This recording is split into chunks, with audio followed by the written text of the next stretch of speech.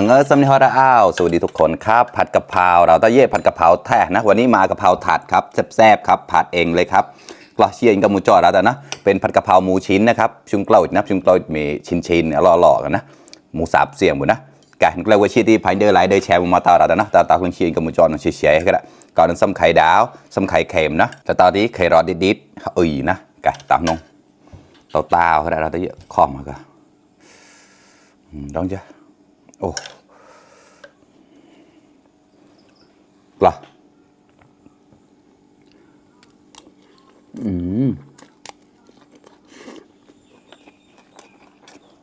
kho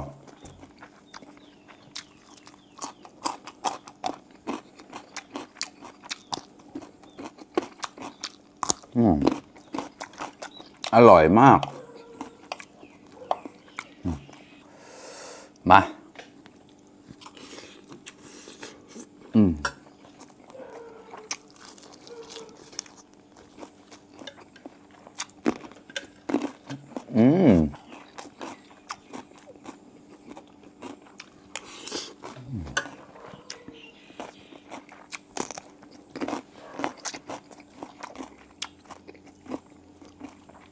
ไข่ดาวชื่อหนึ่งเนี่ยมันจะสุกไปหน่อยนะเสียดายไม่หลายกว่าข้อ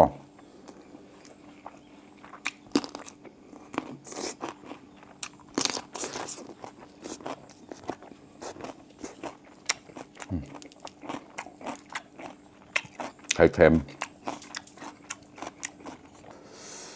เผ็ดแห้งๆนะครับข้างในแล้วก็เกาเราแล้วนะข้อมาคอกว่า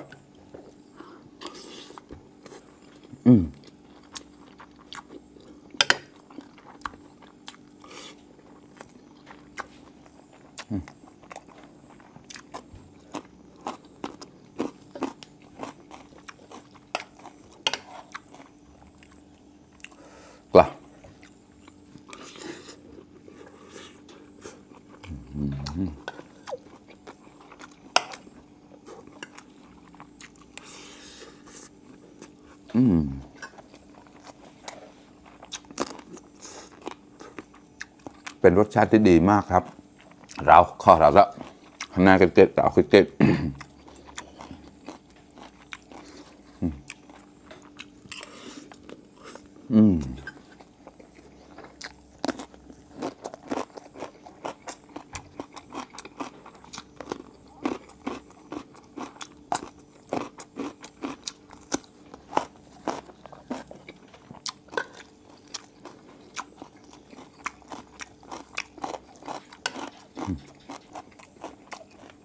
มา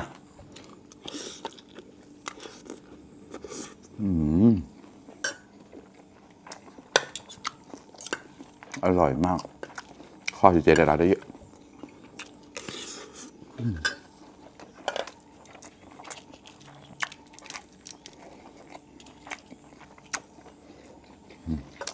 ไข่เค็ม